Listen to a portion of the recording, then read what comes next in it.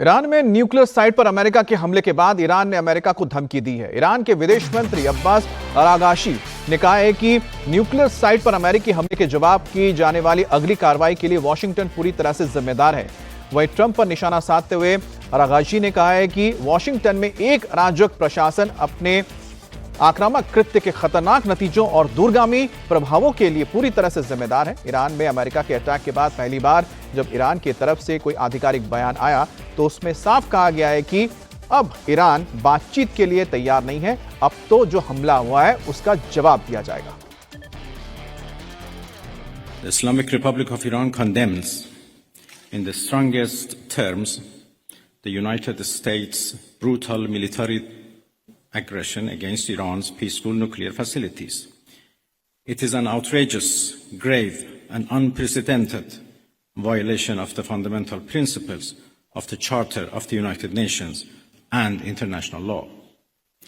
The warmongering and lawless administration in Washington is solely and fully responsible for the dangerous consequences and far-reaching implications of its act of aggression. The US military attack on the territorial integrity and national sovereignty of a UN member state carried out with genocidal Israeli regime, carried out in collusion with the genocidal Israeli regime, has once again revealed the extent of the United States' hostility towards the peace-seeking people of Iran, who will never compromise over their independence and sovereignty. The Islamic Republic of Iran continue to defend Iran's territory, sovereignty, security, and people by all means necessary against not just US military aggression, but also the reckless and unlawful actions of the Israeli regime.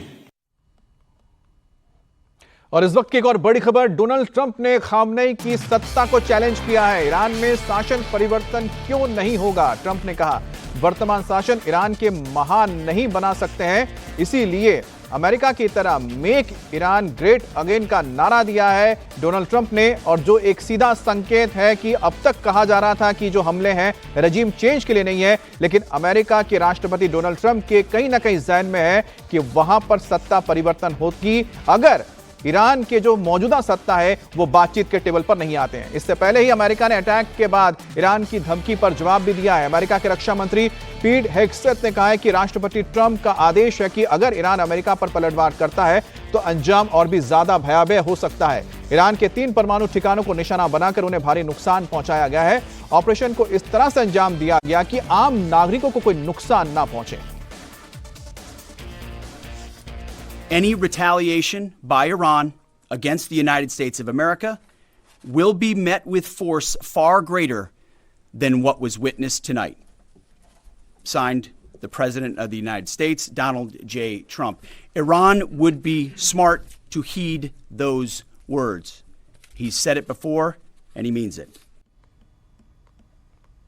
Israel Iran जंग अब खतरनाक मोड़ पर पहुंच चुका है। रविवार को अमेरिका की बमबारी के बाद ईरान ने जिस खैबर मिसाइल से इजराइल पर बड़ा हमला किया था, अब इजराइल ने पलटवार करते हुए खुरम शहर 4 मिसाइल के डिपो पर अटैक किया है।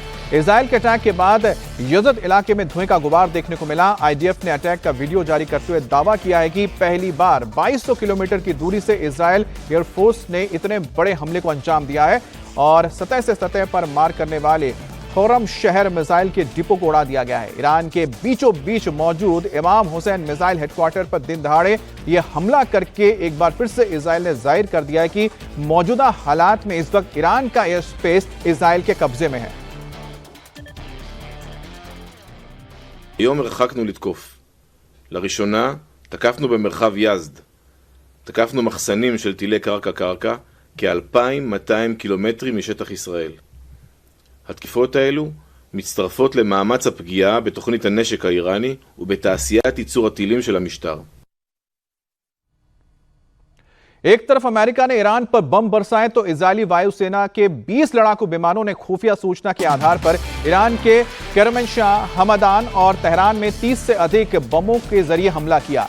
आईडीएफ ने हमले को लेकर कहा है कि इजरायली एयरफोर्स के द्वारा तेहरान के पास किए गए ये हमले सरफेस टू एयर मिसाइल को मार गिराने के लिए है।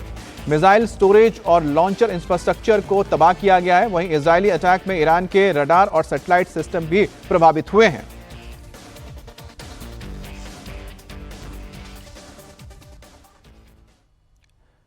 अब आपको दिखाते हैं कि आखिरकार किस तरह से अमेरिका ने इस ऑपरेशन मिडनाइट हैमर को अंजाम दिया, जिसके तहत ईरान के 3 न्यूक्लियर फैसिलिटीज को तबाह करने की बात सामने आई है। तो एक लंबी टाइमलाइन है जो आपको समझा रहे हैं। ये अमेरिका है, अमेरिका का व्हाइटमैन एयरफोर्स बेस, जहां से B-2 बॉम्बर्स ने उड़ान भरी थी 21 जून को रात 12 बजे और करीब 5 घंटे के अंदर अटलांटिक ओशन को पार करते हुए यूरोप पहुंच चुके थे, जहां पर इन B-2 बॉम्बर्स का सेंट्रल कमांड के साथ जुड़ चुके थे और तब बजे थे करीब 5 घंटे बाद 21 जून को। फिर यहां से विमान आगे बढ़ते हैं यूरोप को क्रॉस करते हुए 21 जून को ही ये करीब 1 घंटे बाद ही पहुंच चुके थे ईरान के स्पेस में और महज 20 मिनट के अंदर, यानी कि 6:40 पर हमला शुरू करके उन्होंने 7 बजे तक अपना हमला खत्म कर दिया और 7:30 बजे तक ये जो विमान थे वापस अमेरिका की ओर लौट गए थे। हवा में रिफ्यूलिंग जरूर करवाई गई थी, लेकिन आप समझिए कि करीब 5-6 घंटे की लगातार उड़ान के बाद 20 मिनट के अंदर 3 ठिकानों पर B-2 बॉम्बर्स ने हमला किया और ईरान के अंदर तबाही मचाई और इतना डिस्टेंस कवर करते हुए वो पहुंचे तेहरान के आसपास और 3 जगहों पर हमला करके इन विमानों ने अपने मकसद को हासिल कर लिया। तो 21 जून को रात को 12 बजे इन विमानों ने उड़ान भरी थी और उसके बाद लगभग 5 घंटे के बाद ही वो सेंट्रल कमांड के साथ जुड़ गए थे, यानी कि उनके साथ सूचना आदान प्रदान कर रहे थे।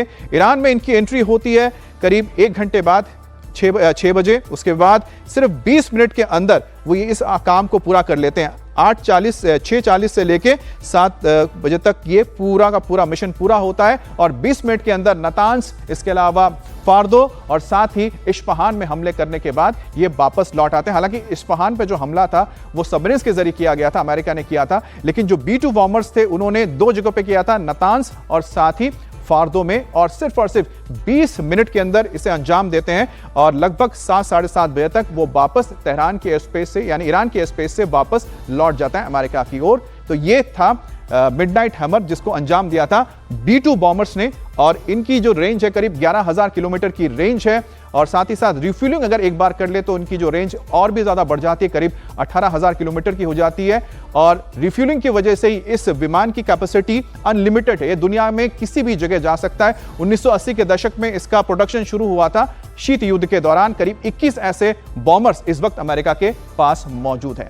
ईरान में न्यूक्लियर साइट पर हमले के बाद अमेरिका के उपराष्ट्रपति JD वांस का बड़ा बयान आया है। JD वांस ने कहा है कि इन हमलों के बाद ईरान को परमाणु हथियार विकसित करने में अब काफी साल लगेंगे। अमेरिकी हमलों ने तेहरान को वॉशिंगटन के साथ ही बातचीत करने का नया मौका दिया है, लेकिन हमले से संबंधों को रिसेट करने के लिए एक माहौल भी बना है। अमेरिका ने ईरानी परमाणु साइट पर अपने हमले से कूटनीति को खत्म नहीं किया, ये ईरानियों के लिए समझदारी भरा रास्ता अपनाने का अवसर है।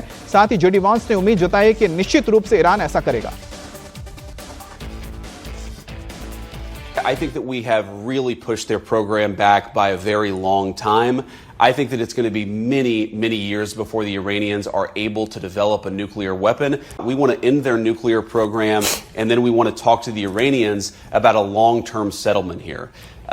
We believe very strongly that there are 2 pathways. There's a pathway where Iran continues to fund terrorism, continues to try to build a nuclear program, attacks American troops. That's the bad pathway for Iran, and it will be met with overwhelming force.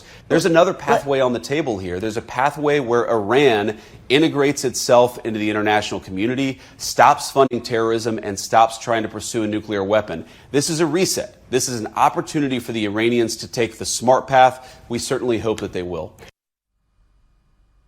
और America ने पहली बार Iran के खिलाफ अब तक के सबसे बड़े ऑपरेशन को अंजाम दिया है। आइए हम आपको दिखाते हैं कि इस पूरे हमले में किस तरह से इनसाइड स्टोरी क्या है। 75 गाइडेड हथियारों का इस्तेमाल किया गया है, जिसमें GBU-57 भी शामिल है। समंदर से यहां पर प्रहार किया गया था टोमाहॉक मिसाइल्स के जरिए। करीब 30 ऐसे मिसाइलों का इस्तेमाल किया गया है यहां पर इस्फहान को तबाह करने के लिए और साथ ही रडार को चपका देने के लिए। यहां पर कई तरह के जेट्स थे, टोही विमान भी थे और इस पूरे मिशन में करीब 125 फाइटर्स ने इस्तेमाल किया गया, जिसमें 7 तो सिर्फ B-2 बॉम्बर्स थे, इसके अलावा रिफ्यूलिंग के लिए विमान थे और साथ ही साथ फाइटर्स थे जो इनको कवर कर रहे थे। और साथ ही आप देखिए किस तरह से सबमरीन्स का इस्तेमाल करके यहां पर टॉमाहॉक मिसाइल्स, क्रूज मिसाइल्स का इस्तेमाल हुआ है। कुल 75 में से 14 तो सिर्फ यहां पर GBU-57 बॉम्ब्स थे जो B-2 बॉम्बर्स के जरिए गिराए गए थे, और बाकी जो 61 जो इसमें हथियारों का इस्तेमाल हुआ या बॉम्ब्स का इस्तेमाल हुआ, जिसमें से करीब 30 टॉमाहॉक मिसाइल्स थी, क्रूज मिसाइल्स थी, जिसे इस्फहान में इस्तेमाल किया गया। और साथ ही नतांज की अगर बात की जाए, नतांज में GBU-57 को भी इस्तेमाल किया गया और दूसरे म्यूनिशंस का भी यानी बॉम्ब्स को इस्तेमाल किया यहां पर अमेरिका ने। तो ये कुल मिलाकर इनसाइड स्टोरी है मिडनाइट हैमर ऑपरेशन को लेकर। अब आगे बढ़ते हैं और बताते हैं कि आपको अब आगे क्या होने जा रहा है, क्योंकि अब ईरान के ऊपर दारोमदार है कि वो किस तरह से जवाबी हमला करेगा, उसके पास क्या कर सकता है, क्या ऑप्शंस बचते हैं। ईरान के 3 न्यूक्लियर साइट पर हमले के बाद एक बार फिर से अमेरिकी राष्ट्रपति डोनाल्ड ट्रंप का बयान सामने आया है। ट्रंप ने कहा है कि अमेरिका के इस हमले से ईरान की न्यूक्लियर साइट को बहुत बड़ा नुकसान हुआ है। अमेरिका के इस जोरदार और सटीक हमले के बाद अमेरिका के राष्ट्रपति ने अपने फौज की तारीफ की है और साथ ही कहा है कि यह दुनिया में कोई भी दूसरी फौज नहीं कर सकती थी। तो अमेरिका के राष्ट्रपति ने यहां पर तारीफ की है अपनी सेना की और साथ ही उन्होंने कहा है कि शानदार प्रदर्शन रहा है। जो हमारे टारगेट्स थे उनको हमने सटीक रूप से ध्वस्त किए हैं, तबाह किए हैं और हमने हमारे मकसद को बखूबी पूरा किया है। और पूरी दुनिया में कोई भी ऐसी फौज नहीं है जो इस तरह के मिशन को अंजाम देने में कामयाब कर सकती हो या फिर उसके पास इसकी कोई क्षमता हो। ईरान में 3 न्यूक्लियर साइट तबाह करने के बाद अमेरिका के B-2 बॉम्बर्स वापस अपने एयरबेस यानी कि व्हाइटमैन एयरबेस मिसौरी लौट चुके हैं। 21 जून को इन B-2 बॉम्बर्स ने व्हाइटमैन एयरफोर्स बेस से उड़ान भरी थी और करीब 37 घंटे का सफर करके वापस से ऑपरेशन के बाद अपने बेस में लौट चुके हैं। 125 विमानों ने इसमें हिस्सा लिया था, जिसमें B-2 बॉम्बर्स के अलावा रिफ्यूलिंग के विमान भी शामिल थे जो KC-46, 47 है और साथ ही साथ फाइटर जेट्स भी थे जो लगातार कवर दे रहे थे B-2 बॉम्बर्स को।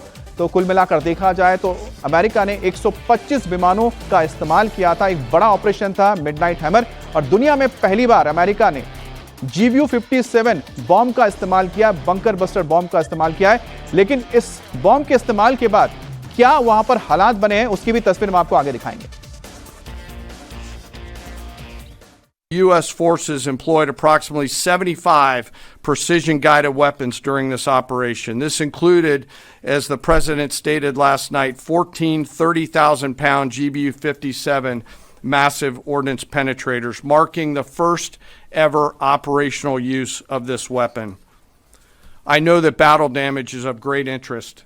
Final battle damage will take some time, but initial battle damage assessments indicate that all 3 sites sustained extremely severe damage and destruction.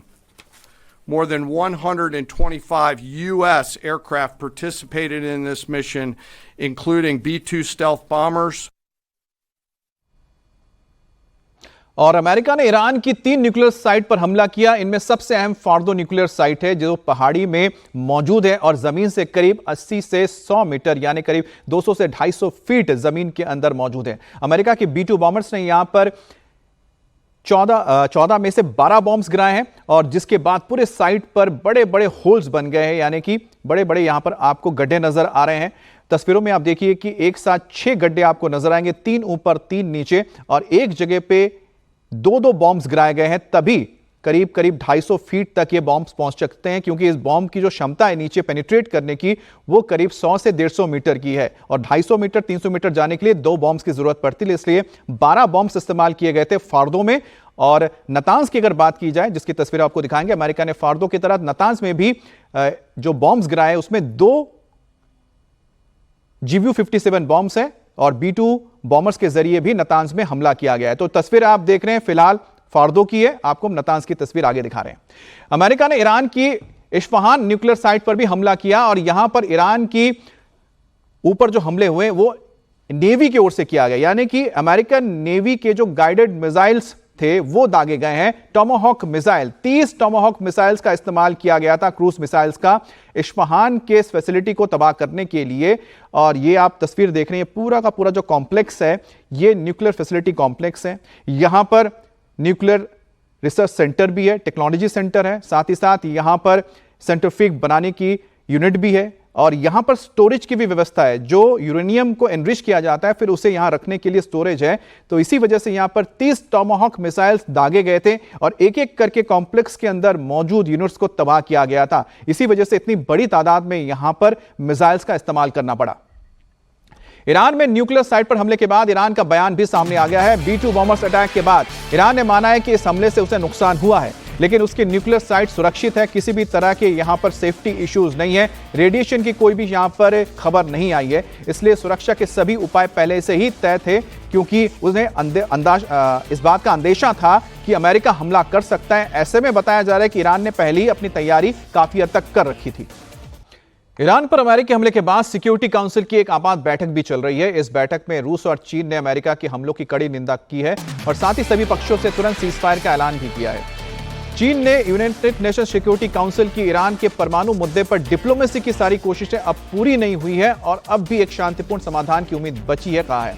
वहीं रूस की ओर से अमेरिका के ईरान पर किए गए हमलों की गैर जिम्मेदाराना, खतरनाक और उकसावे वाली कृत्य बताया गया है। रूस ने कहा है कि अमेरिका ने ईरान पर बमबारी करके पेंडोरा का बॉक्स खोल दिया है और इसके चलते अब आगे किस किस तरह की तबाहियां हो सकती हैं ये कोई नहीं जानता है। रूस ने आरोप लगाया कि अमेरिका की डिप्लोमेसी में कोई रुचि नहीं है। हालांकि अमेरिका को जर्मनी का साथ मिला और जर्मनी के रक्षा मंत्री बोरिस पिस्टोरियस ने कहा है कि अगर ईरान के परमाणु हथियारों से जुड़े ठिकाने वास्तव में नष्ट कर दिए गए हैं तो ये कोई बुरा संदेश नहीं है।